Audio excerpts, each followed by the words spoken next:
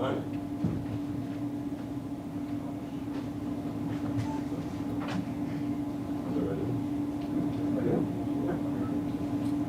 my first rodeo here. Very, very excited to get a win, not just for our team, but the fans. I appreciate everybody that came out and made this happen today. I thought the crowd was awesome, starting with the line I walked, getting dropped off and ready to row. I thought our players really reacted to that. And then during the course of the game, I think you really felt them. You know, it's been so long since they've been able to feel a crowd. And even though it wasn't totally sold out, it was definitely an energetic crowd. I think we sold out the student section, which was absolutely awesome to see. I think we get, as players and coaches, got to be able to recognize that and honor that. They're a constituent. If we win them, it just bleeds into everything, right? So couldn't be happier for our players, especially the six-year seniors who came back and wanted to start this thing off the right way. So to have that group, really the whole group in that locker room, it was a four-quarter victory, right? It took all three phases of the kicking game. Stressed it really since fall camp started to where we are today. Nothing's going to come easy for this group.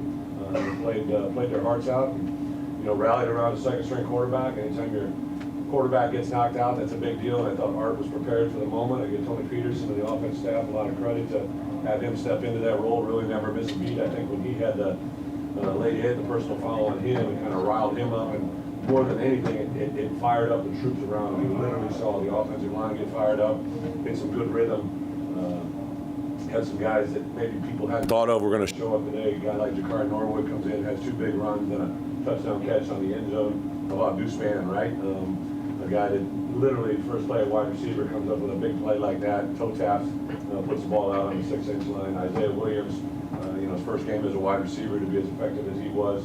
Alex Palchowski, right? He come back off a knee surgery that he hasn't really played a whole heck of a lot of reps to get in there and do what he did.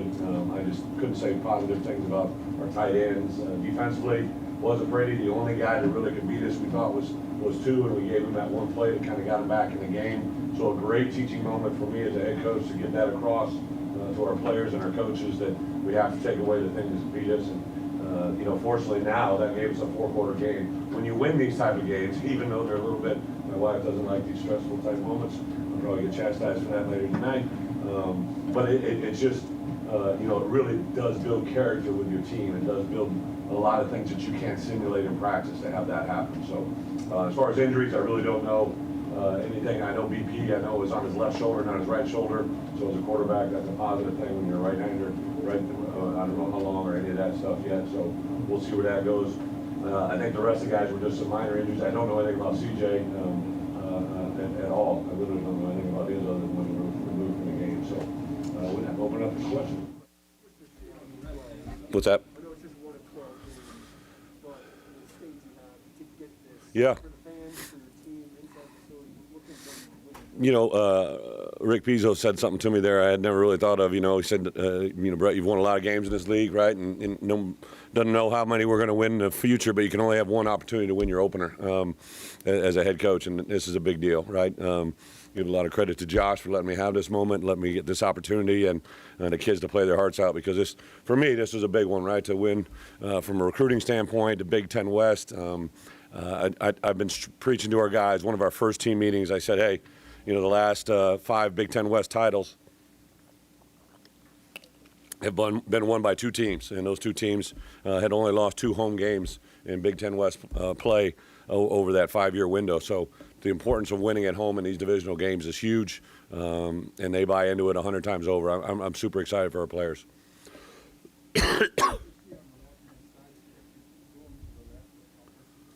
Was there anything that we saw? Yeah, I know that the ball was over there on that hash a little bit more, I think. But the thing that they did with their personnel is they kind of evolved during the course of the game, matching our personnel and our big people. Then there at the end when we had to run, we went big, then went little. I thought Tony did a nice job of spinning the dial. By that I just meant he kept rotating personnel groupings through there and makes the defense play a little bit of a guessing game. So I thought that was a really good. Moved Art out of the pocket. Just a lot of little things that end up being big things in the end.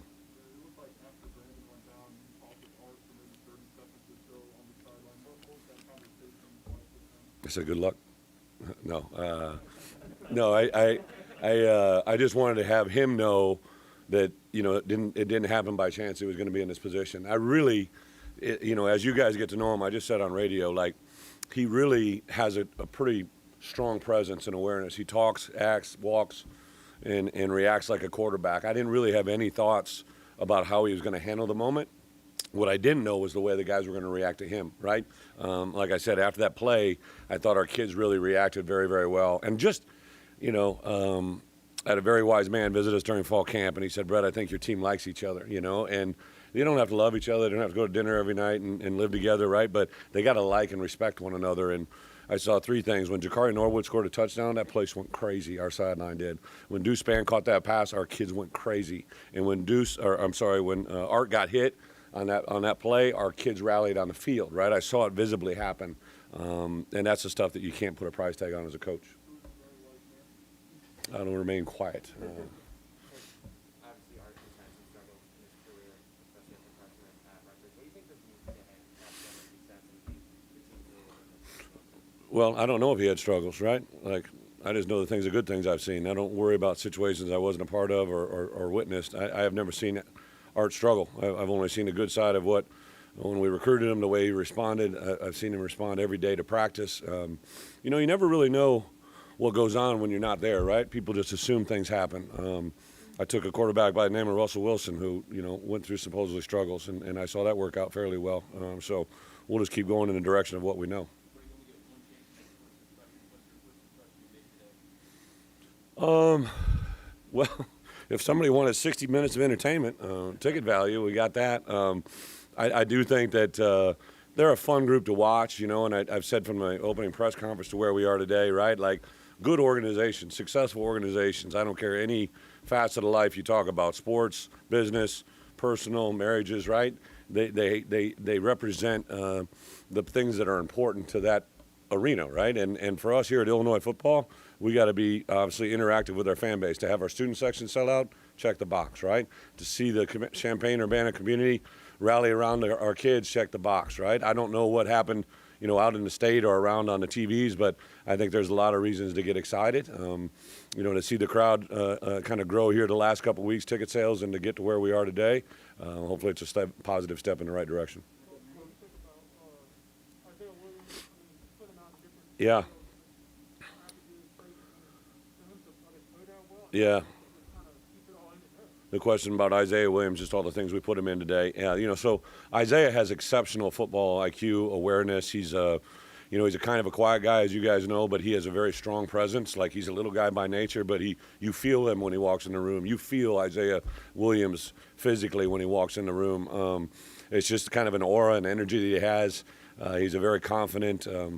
Don't want to get out of his personal business, but he's made some, I think, commitments in his personal life recently that you've just seen his glow even get bigger, and better. And I told Tony, like, about probably 2 weeks into fall camp, let's do some fun things with him. Let's do some things and put him in positions that people are going to have to worry about where he's at. So I think he's a guy that you can game plan around offensively, and vice versa. Now defense have to be aware of where he's at.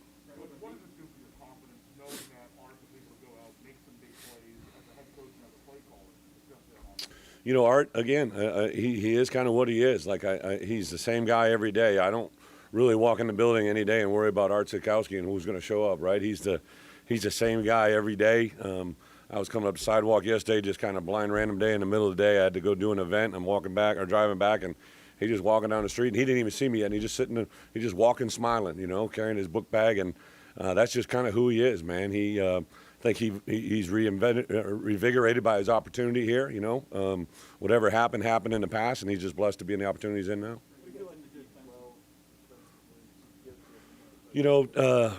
Question is, what did we do well defensively? I do think that for the most part we played and catered around two. Trying to do the things we had to do.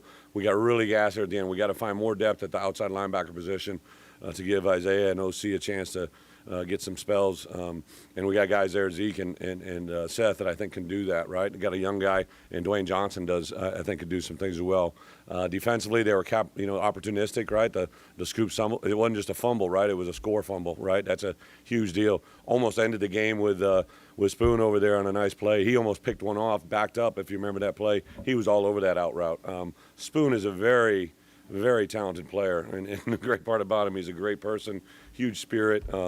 Those are the things I know as a head coach, you can kind of be like, oh, I got that guy now, I got that guy now, I got that guy. That's what gets you excited. You get quite a weapon with Blake Hayes as a returner. Yeah. About what he did today, hitting those punts inside the 5 and then working the rest of your safety. Yeah, our lads showed up today, right? The first one was the punt that, you know, because of the way that I think we had a sack right before that, if I'm not mistaken, which I would have skied it, but then we let Blake air it out, and I knew he was kicking with the wind, and I'm like, he's going to put this ball, you know, deep. And then that returner, he just got kind of caught up in the moment. Great teaching moment for our guys as well. You have to know where you're at. So all of a sudden this guy's fielding it, and I knew we were right on top of him. And then he took that step back, so I knew something was going to happen. I just didn't know the placement of his foot. I knew something was good was going to come out of that. And then the other one that, you know, just kind of gets charted off, we had the personal foul when Crane kind of pushed the D lineman over the pile, and now we're kicking off from the 20-yard line, and the other half of the lads put that ball on a touchback was just awesome. And those guys, as a head coach, I can game plan around those kickers, and that's really special.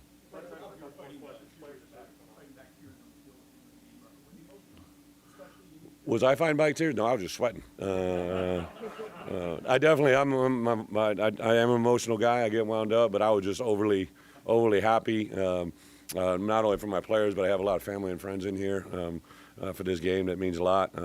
Obviously, probably somebody saw my parents are here, you know. So you only get one opener. I give Josh credit. He made that happen for my folks. So I got 4 of my best friends in life that came, and then obviously my wife and my in-laws. So a lot of really cool things about this game day that you can't put a price tag on.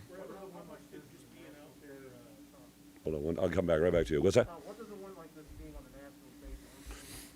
How's that help in terms of not just the playing? Yeah, so I've been talking about this game for a while, right? You guys are probably tired of me talking about having the opening kickoff of college football, and to have it be a win is just like the perfect ending, right? It's the perfect period at the end of the sentence about what we did today.